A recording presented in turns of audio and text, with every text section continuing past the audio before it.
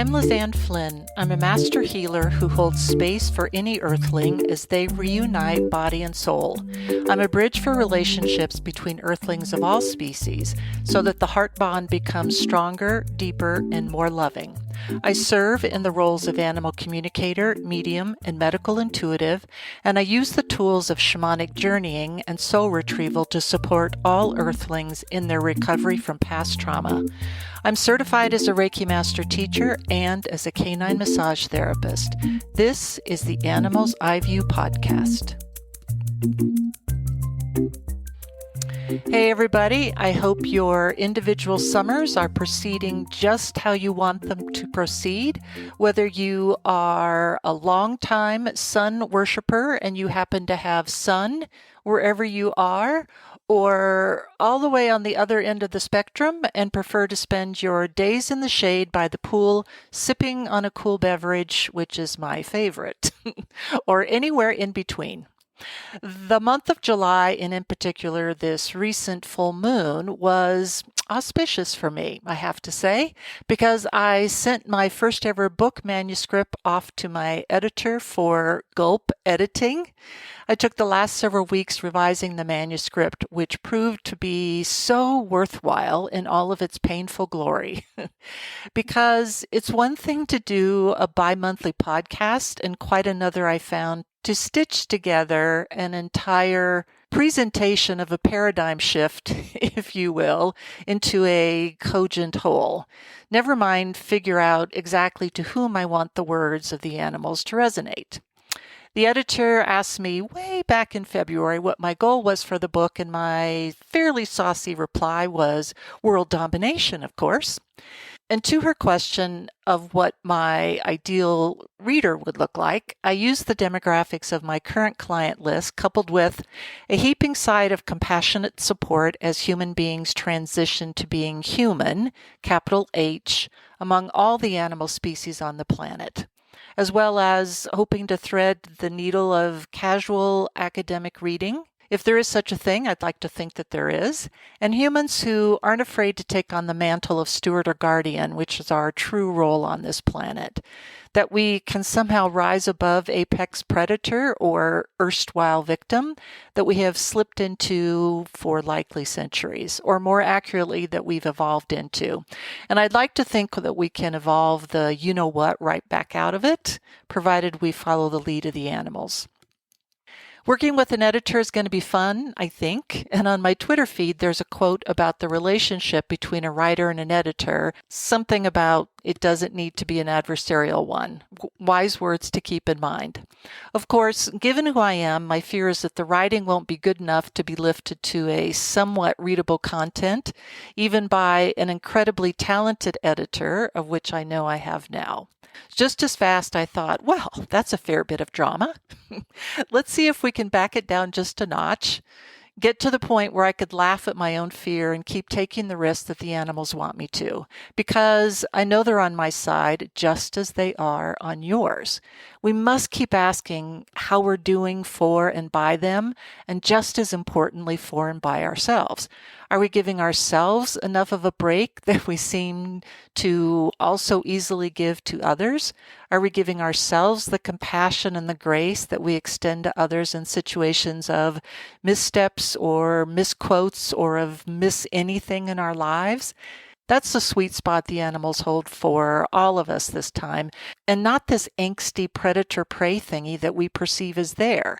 They want us to join them in energy. They want us to know and embrace who we are, just as they do, and they want us, above all, to see that it's unified duality by way of balance and partnership for everything and everyone on the planet, and maybe not this drama-filled landscape we've created for us and therefore for them.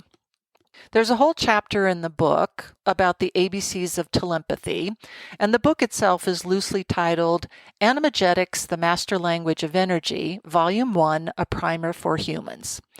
And that telepathy, that's a cool word, right?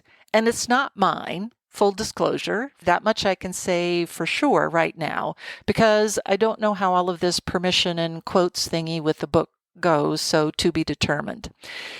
I do know it's meant to be a combination of telepathy and empathy, and I just love the resonance of the word. Do you as well? I also wrote about how words, you all know this by now, and the resonance of them within the naturally conductive property of water in our bodies is how this all works for the animals, for all animal species on the planet, including human.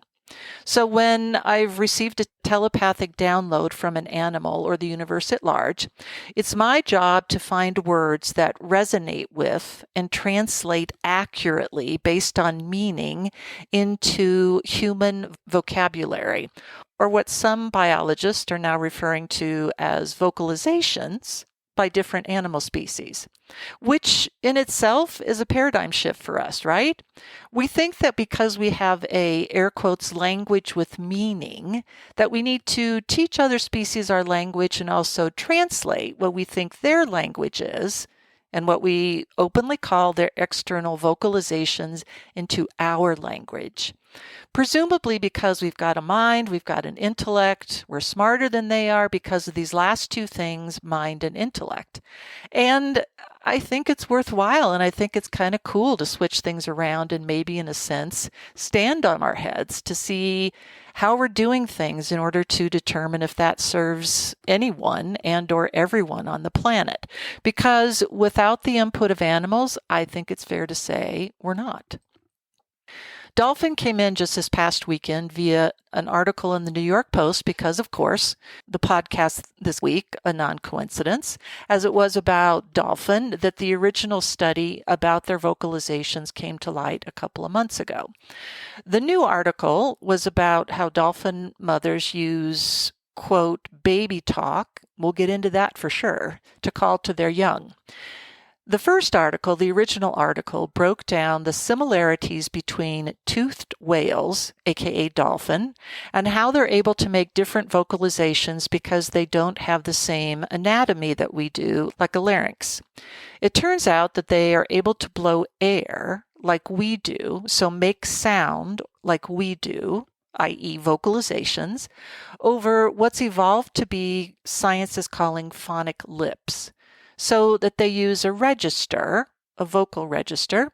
It's termed vocal fry at the lowest, chest register, which is our standard speaking, and falsetto for a perhaps plus octave sound. The toothed whale use vocal fry, the lowest register, which in itself is an interesting coupling of words, right? What exactly is being fried? To hunt for their food. This is what powers echolocation deep underwater, with water being actually more efficient than air as far as sound goes, and enables them to move air pressure at considerable range and drive prey to where they are wanting a snack, meaning where the dolphin are wanting a snack, not the prey.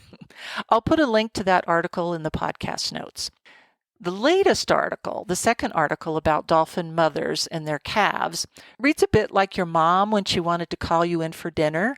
Should you have been lucky enough then to be able to play safely with the neighbor's kids out in the backyard, or maybe even a few doors down? These whistles of the bottlenose dolphin were up in the falsetto range, and the range was greater than usual. So can you just imagine what was being communicated? Henrietta, get your butt home right now and bring your brother with you.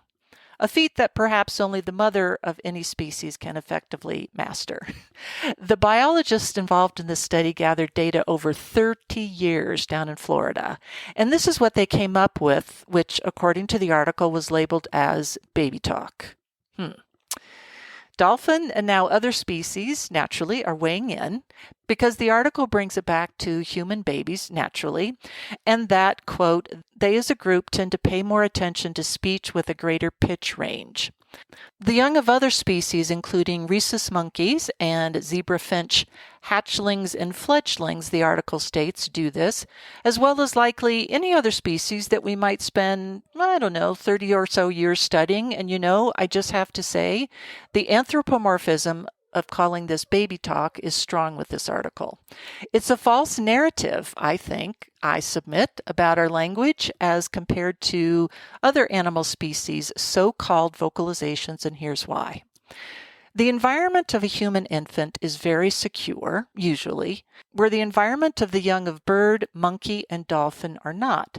There are considerably more chances for the young of other species, particularly in the wild, to get into trouble survival-wise than there is for the human infant. And after all, survival is the name of the game for any species.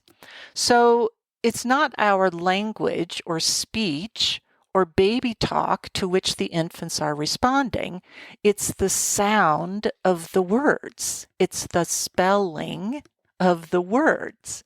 So as the saying goes, out of the mouths of babes, starting with all animal species, including the human animal one, comes the wisdom of survival passed down through ancestors and not of the moment.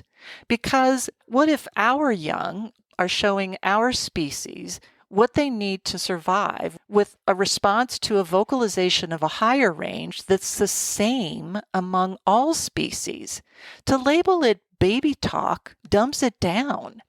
These similar vocalizations by other species are meant to travel further distances in order to gain control of the actions of animals who are still growing in knowledge in their own this lifetime, this time around animal experience. Keep in mind as well that on average, a human baby doesn't learn how to walk or talk until between 12 to 18 months or so of age. So even if they respond this way to a greater pitch range, other species vocalize and can ambulate effectively within their environment far more quickly and usually within a matter of minutes. So if we look at our language as vocalizations as we do theirs, as a standard use of sound survival for the young, there's that. And then there's something additional than what register of voice they use as compared to ours. Because the animals would offer that sounds of alarm among species are often in the higher register or the falsetto tone, the greater register as well. So in another stand on your head moment, they ask, quote, "Why are your babies not alarmed by the high-pitched tone as well? Why aren't they turning immediately to seek shelter in their mothers as do our young? Who is mirroring whom here?" Which is a point well taken, I think. There are ongoing attempts to match the vocalizations with our words of other species using AI, one in particular involving whales, and still the animals think that that misses the point. They say, quote, "We all share the energy of a moment, of a situation, of a relationship, and your words of love and romance, for instance, depending only on intention, can be used to harm just as easily as joined together, such as in the situation of unrequited love and stalking." Gosh, that took a bit of a dark turn. And yet I can't fault their logic because it's true. It's the intention and energy contained within that intention that quite literally speaks volumes, making energy the one true language and not just the register and certainly not just baby talk. And at least that's how the animals see it. Thanks for listening today. Leave a review and be sure to subscribe to this podcast. I offer all new clients a free 15-minute consultation. To schedule online, go to lizanneflynn.com. Come find me on social media, Facebook, Twitterverse, Instagram, and LinkedIn. I encourage you to sign up for my quarterly newsletter on my website, where I also post notices for upcoming events, the starting date of courses in the Animals Eye View Academy, and online psychic fairs. The episodes of this podcast are available on my YouTube channel, complete with subtitles. You'll find that link in my podcast footer, and be sure to subscribe. Tune in 2 weeks' time as we'll continue on the topic of whale, and in this case, orca, who has been seen in our perception attacking boats in what some humans perceive is odd behavior.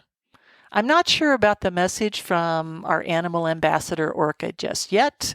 That as well is to be determined. This has been the Animals Eye View podcast. I'll see you next time.